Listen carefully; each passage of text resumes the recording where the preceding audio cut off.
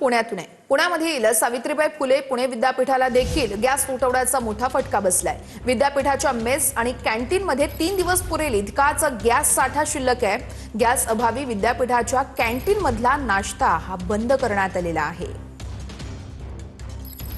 Gas टंचाई संपूर्ण राज्यभरामध्ये आपल्याला पाहायला मिळते आणि त्याचाच फटका म्हणून पुणे विद्यापीठामधल्या मेस त्याचबरोबर कॅन्टीनला जो आहे तो सुद्धा बसलेला पाहायला मिळतो। आपण पाहतोय की या कॅन्टीनच्या बाहेर या ठिकाणी बोर्ड लावलेला आहे।